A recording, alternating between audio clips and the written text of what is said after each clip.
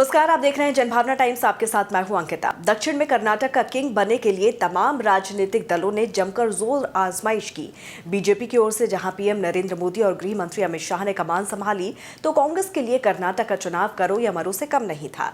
कर्नाटक चुनाव कांग्रेस के लिए दक्षिण में वो दरवाजा है जहां से वो केंद्र में वापसी का सपना देख सकती है। दरअसल कांग्रेस के इस सपने के पीछे 55 साल पुराना अनुभव छुपा हुआ है। बात जब कर्नाटक विधानसभा चुनाव की हो तो साल 1978 के चुनाव की यादें भी ताजा हो जाती हैं। तब भी बीजेपी और कांग्रेस में कांटे की टक्कर थी और इंदिरा गांधी की एंट्री ने बाजी ही पलट दी थी। 1975 में इमरजेंसी लगाने के बाद जब 1977 के आम चुनाव में कांग्रेस का सूपड़ा साफ हुआ, तब केवल कर्नाटक ही वो राज्य था जिसने इंदिरा गांधी की सत्ता में वापसी की पटकथा तैयार की थी।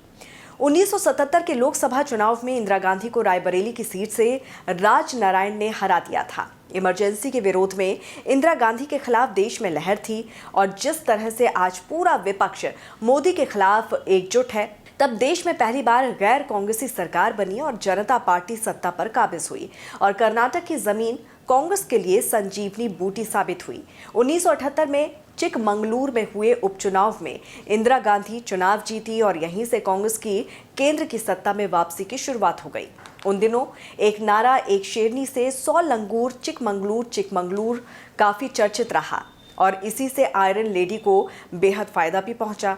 इंदिरा ने जीत हासिल कर न सिर्फ कांग्रेस को पुनर्जीवित किया, बल्कि दूसरी बार प्रधानमंत्री भी बनी और कांग्रेस को फिर से स्थापित किया। इतना ही नहीं, बल्कि 1978 में हुए विधानसभा चुनाव में कांग्रेस को 224 सीटों में से 149 सीटों पर जीत हासिल हुई थी। यही वजह है कि कांग्रेस दक्षिण की हमेशा से ही शुक्रगुजार रही है और यही वजह भी रही है कि चुनाव प्रचार में राहुल और प्रियंका गांधी कर्नाटक की जनता से भावनात्मक जुड़ाव दिखाने के लिए बार बार दादी इंदिरा गांधी का नाम भी लेते रहे हैं।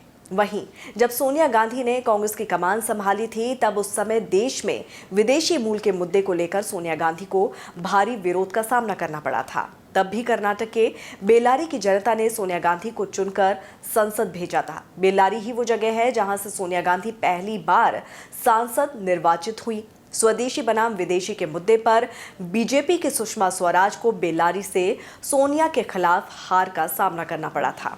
ऐसे में कर्नाटक कांग्रेस और गांधी परिवार का रिश्ता कितना खास है, आप समझ सकते हैं। 2023 के चुनाव में मिली जीत से पुनर्जीवित होने वाली कांग्रेस को कर्नाटक को बार बार धन्यवाद करना चाहिए, क्योंकि बुरे समय में कांग्रेस का साथ जहां उसके निष्ठावान नेताओं ने छोड़ दिया, तो कर्नाटक की जनता जुड़ी रही।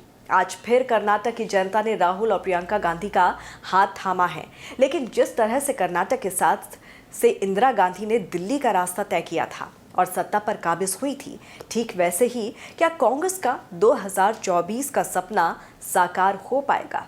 इस पर आपकी क्या राय है, जरूर हमें बताइए। कमेंट करके जुड़े रहिए जनभावना टाइम्स के साथ। नमस्कार।